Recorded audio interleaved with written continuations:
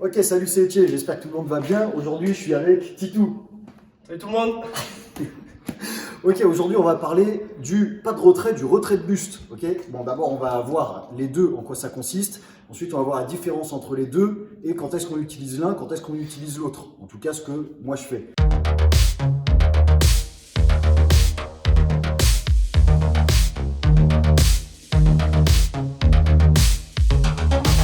On va commencer par le plus facile, le retrait de buste. Ok, je fais une démo. Donc retrait de buste, là, ça va être sur un jab. Ok, Tito, il va mettre un jab.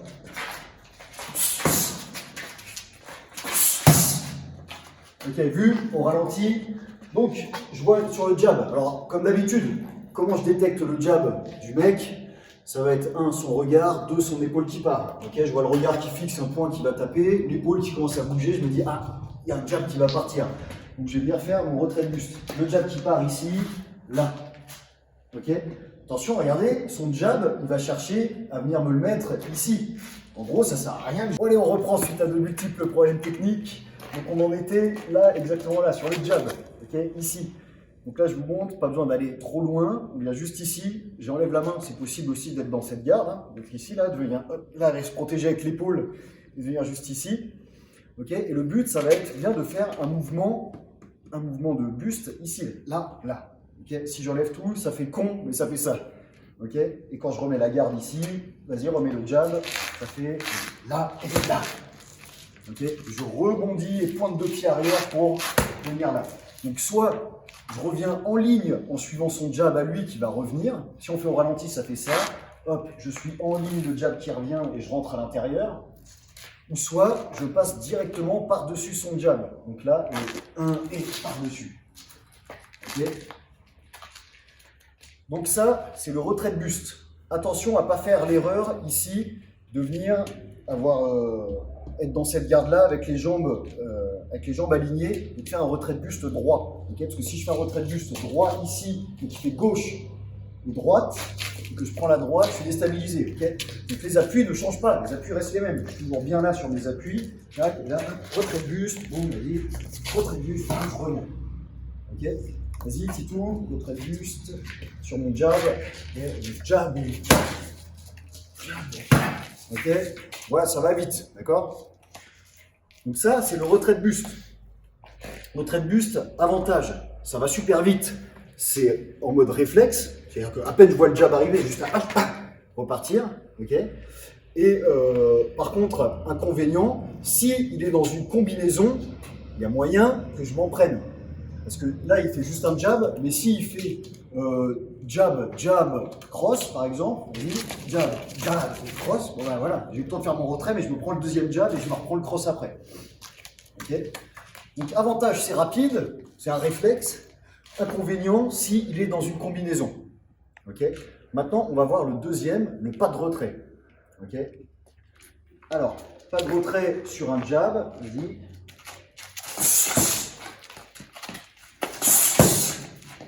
D'accord. Ok, donc le pas de retrait, cette fois, on voit il y a un mouvement où je m'écarte. Ok, vas-y Titou, pas de retrait, pas de retrait. Encore. Ok, on voit là cette fois, il vient s'écarter, il recule. Donc, deux types de pas de retrait. Soit je viens juste déplacer ma jambe arrière, ce qui fait que mon axe central se déplace aussi. Okay, là, mon axe central, il est là. Si je me déplace ici, hop, il bascule, il est là. Okay, donc j'ai reculé de 20-30 cm juste avec ma jambe arrière. D'accord. Donc soit ici, où je bascule juste là pour revenir là, ou soit carrément un pas de retrait complet. C'est-à-dire où cette fois, mon pied avant va lui aussi se déplacer. Là. Et là, je pars ici. Le problème de ça, c'est que si lui, il n'a pas bougé, moi, je suis plus à distance de frappe. Ok. Donc là, on a vu, son axe central s'est juste déplacé, mais son pied avant n'a pas bougé. Pourtant, il a esquivé le coup. Okay. Donc en gros, maintenant, l'avantage de ça, l'avantage du pas de retrait, c'est plus compliqué à mettre en place, il faut y réfléchir plus à l'avance. Ça va plus rentrer dans une stratégie, c'est moins un réflexe. Mais c'est bien quand on voit que le mec a fait une erreur plusieurs fois. Okay, par exemple, fais exprès de faire une erreur sur un jab, de te pencher vers l'avant quand tu mets ton jab.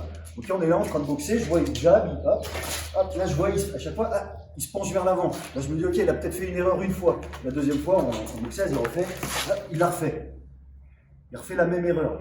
Ok. Bah, la troisième fois, je vais me dire, ok, je vais faire un pas de retrait avec un overhand du cross. Donc là, vas-y, pas de retrait, ton jab. Et là, je viens ici. Ok, parce que j'ai vu qu'il y avait cette erreur. Donc là, je me suis permis de faire carrément un pas de retrait pour esquiver son coup et venir rentrer après. D'accord? Ça rentre plus dans une stratégie parce que c'est quand même plus compliqué à mettre en place que juste un petit retrait de buste qui est rapide. Ok? Le deuxième avantage du pas de retrait, c'est que cette fois, fais une combinaison jab, crochet arrière.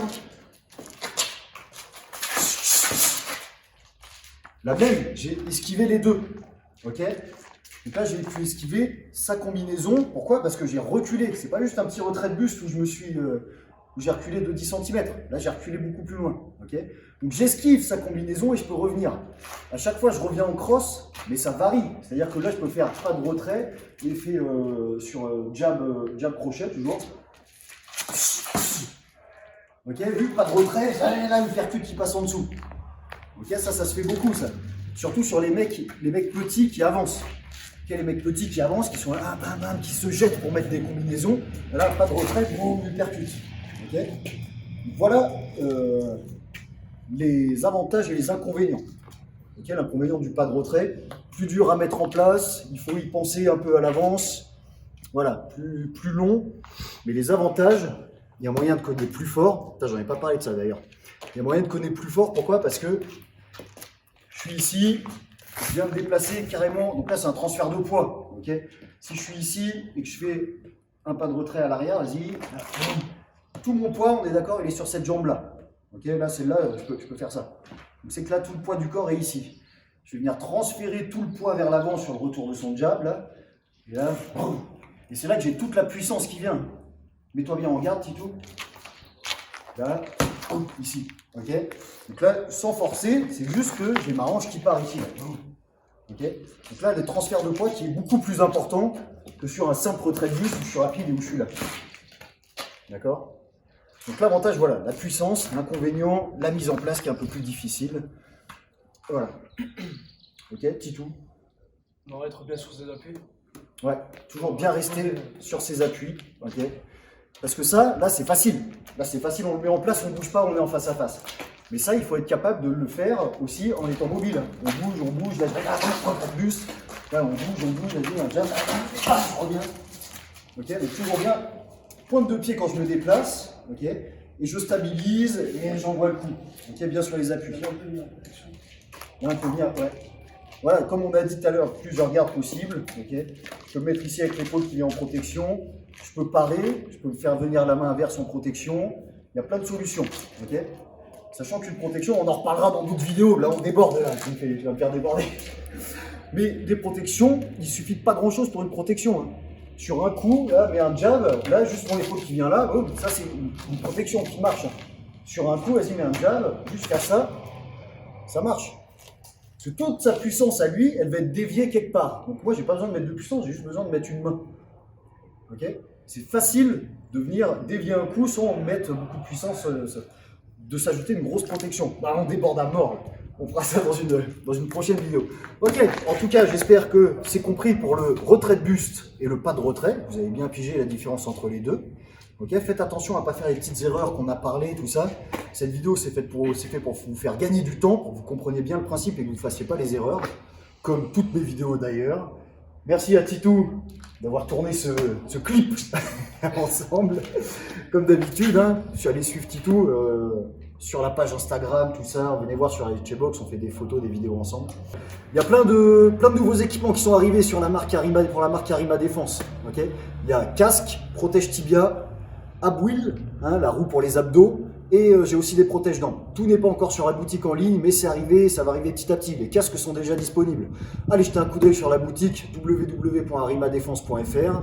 Et puis en avant, envoyez-moi vos photos équipées avec les équipements. Les meilleures photos seront mises directement sur la boutique ou sur le compte Instagram Arima Défense. Voilà, c'est tout pour cette vidéo. Je vous dis à très bientôt. C'était Etche, force et honneur à tous. Bye.